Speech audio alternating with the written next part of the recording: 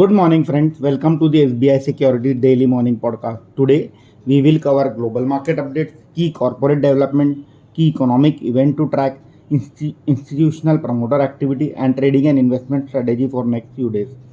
First, let's check what happened yesterday. Yesterday, we saw Sensex and Nifty ended in trade with a correction to the tune of almost 1%.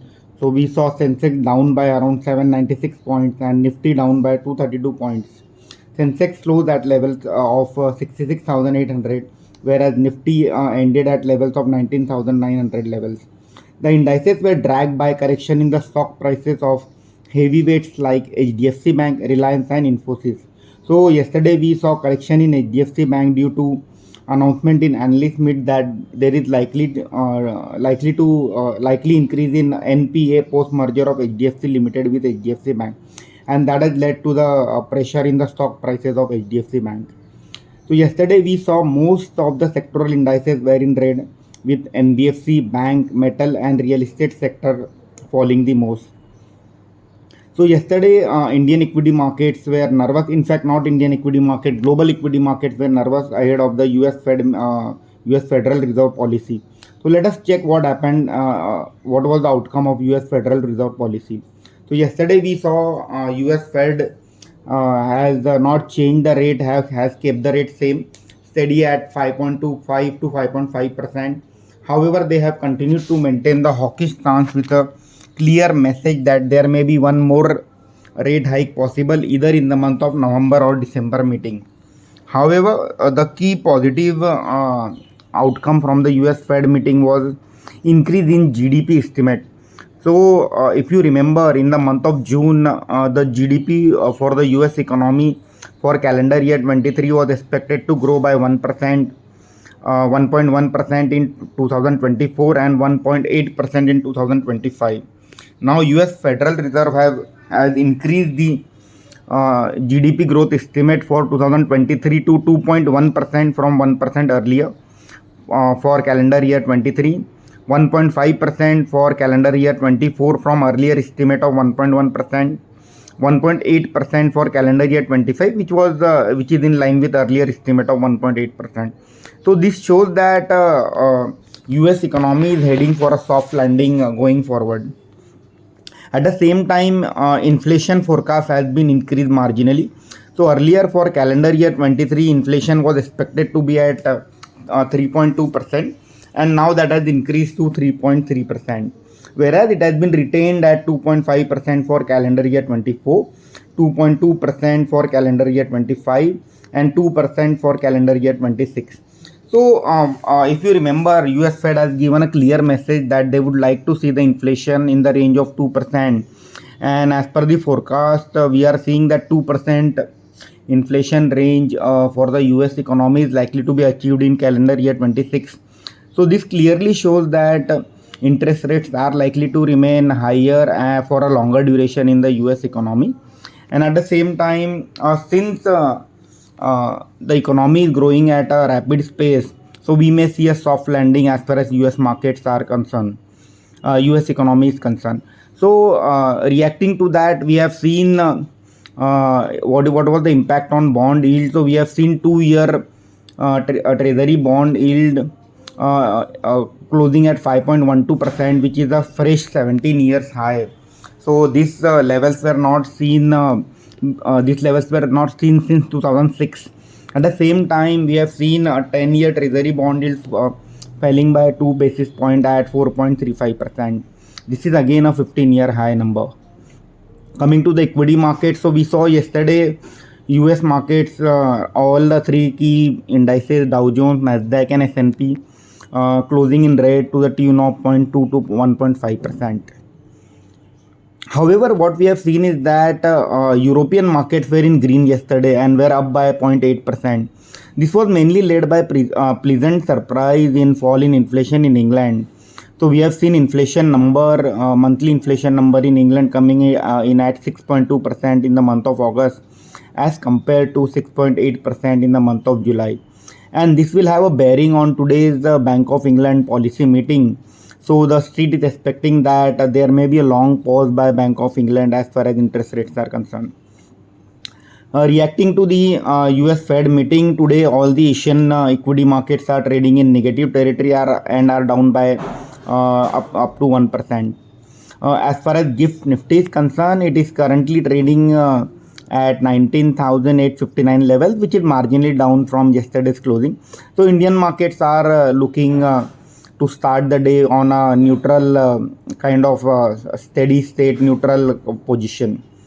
Coming to the US, coming to the Brent. So yesterday we saw crude oil prices again inching up by 0.8% and closing at level of $93.6 per barrel. That's a slightly worrying sign for Indian economy. However, on the positive side, we have seen USD INR appreciating by 19 paisa to close at 83.08 levels. US dollar index was up by 0.25% at 105.6 level. On fund flow side, we have seen selling from both foreign institutional investor and domestic institutional investor to a tune of 3110 crore and 573 crore. So overall, if I have to sum up, what are the global sentiment looking like, from an Indian equity market perspective? It looks like we are going to start the day on a kind of flattish note, and market may consolidate for next few trading session with a stock specific action likely during the day. Now let's move on to which are the key news to binge on. So one of the key development is in SJVN, Satluj Jal Vikas Nigam.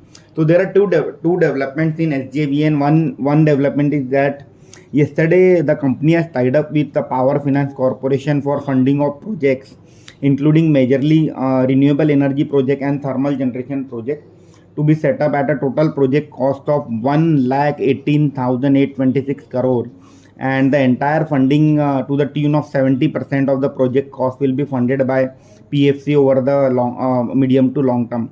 So that's a pretty strong visibility in terms of capacity addition as far as SJVN is concerned. On the other hand, we have seen launch of offer for sale by Government of India. So yesterday offer for sale was launched at a floor price of rupees 69, and Government of India is likely to sell 2.46% stake with a green shoe option of again 2.46% stake.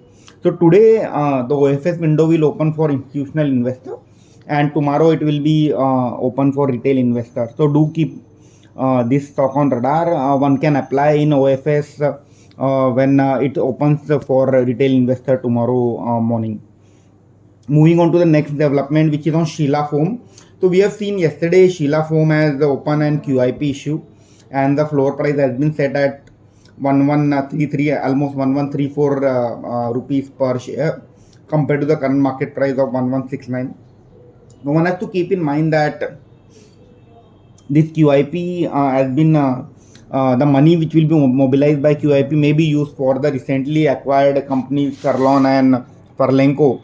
So this may help the company to expand those newly acquired companies in medium to long term. So I believe this development is positive for Sheila Foam in medium to long term. So we have seen credit rating upgrade by CRISIL, both long term and short term bank loan facility for Godavari Power and Ispat Limited.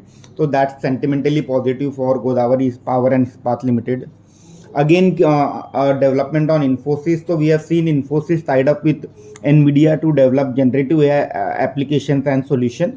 So the company will collaborate to train 50,000 Infosys employee on NVIDIA AI. So that's positive for Infosys in medium to long term. Let's move on to IPO corner. So today is the second day of Sai Silk IPO. So the company is one of the leading organized sari player retailer in the southern market. What we feel is that the entire sari market is unorganized, and that's a huge opportunity for any organized player to capture this market. So if somebody is a long-term investor, one can definitely look to apply for Sai Silk IPO. Today again a signature global IPO is opening up. So I would recommend to avoid this IPO. Let the company get listed, let the company deliver the performance, and then probably we can look at this company post listing. Today on listing side, EMS in IPO, EMS will get listed today. Now let's move on to which are the key economic event which we need to track. So today we will see a monetary policy outcome of Bank of England. So there is an expectation that Bank of England may hike the interest rate by 25 basis point, and post this hike, the commentary may be on dovish side, and it may indicate that the interest rate will continue to remain at a current juncture, at a current levels for a longer horizon, and no more rate hike may be seen as far as Bank of England is concerned. Again, on US, we will see a jobless claim data and home sales data. At the same time, there is a speech by ECB President Mrs. Lagarde. Also, let's move on to the fund flow driven actionable. So what we have seen on the promoter side, there is a buying, continuous buying from the promoters of Usha Martin from the open market. This stock should be on our radar. As far as institutional activity is concerned, so we have seen Plutus Wealth Management buying 17 lakh share or 3.2% stake in Tarthan product. At the same time, we have seen Preveg, so Sage One flagship fund has bought around 7 to 8 lakh shares in Preveg. At the same time, funds like Probi FinCap and individual investor Jayesh Ishwarlal Patel has sold the shares in the Preveg. So there is a hand change in Preveg, what we have seen over there. So let us conclude. So what we feel is that Nifty will continue to consolidate in short term. We may see some stock specific news driven action in the Indian stock market.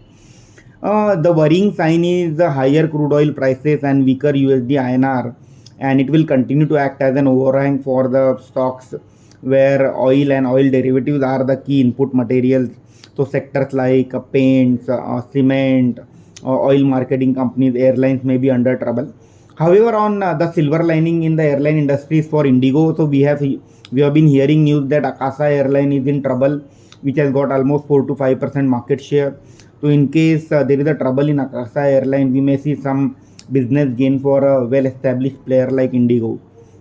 So one should continue to focus on large cap, and mid cap and small cap will continue to consolidate in medium to long term, in a short to medium term, after the ferocious rally which we have seen during the April to August period. So one can focus on stocks from a sector like public sector bank, select public sector bank like Bank of Baroda, Indian Bank, Canara Bank, where the valuations are still comfortable, asset management companies, companies from defensive sectors like pharma, IT, and FMCG. That's all for the day. Thank you and have a good day. Investment in securities market are subject to market risks. Read all the related documents carefully before investing.